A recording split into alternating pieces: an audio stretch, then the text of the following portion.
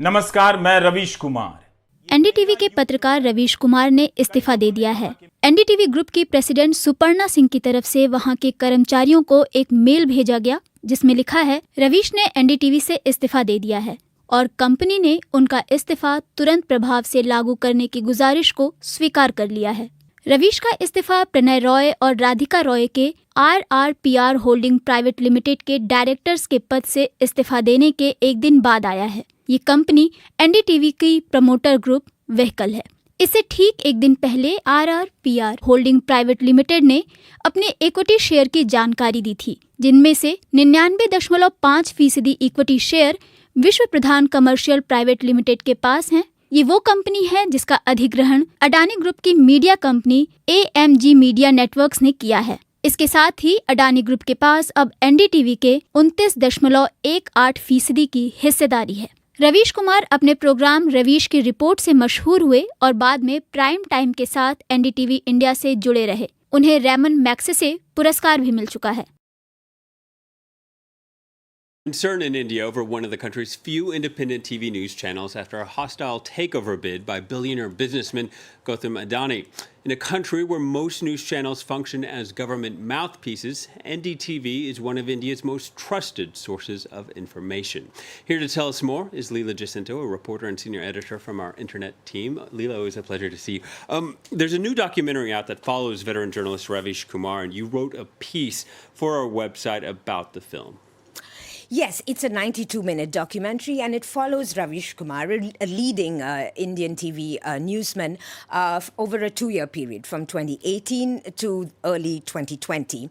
And it really shows you the pressures that that this particular journalist is going under, because he works for NDTV, as you say, a very acclaimed news media organization. It was one of the pioneers of TV journalism in India, and it has managed to maintain its editorial standards.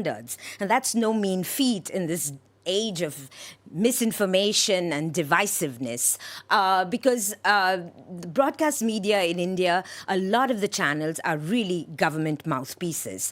And there is a lot of targeting of journalists who are just trying to do their job, which is hold truth to power. And they can often be targeted as first and foremost, they're targeted as liberal media. They can be labeled anti-national and even traitors.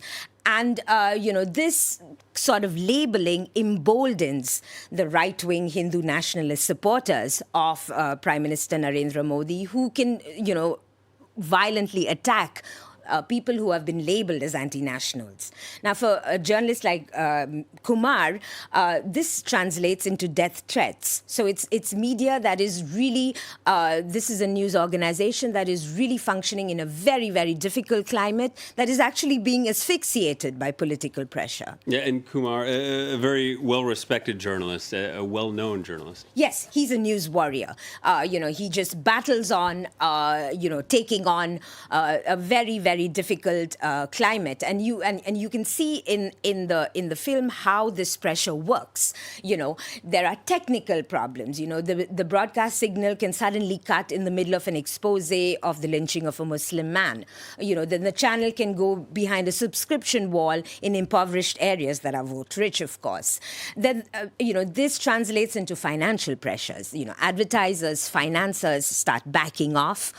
When this happens, you have staff cuts, so you don't have the staff to really function properly. And then you have, the state pressure. And the state pressure mirrors what has been happening in Russia and Turkey, which is there's a lot of legal harassment. The government can send the tax police to conduct these endless investigations. They deny that it's politically motivated, but the message is very clear.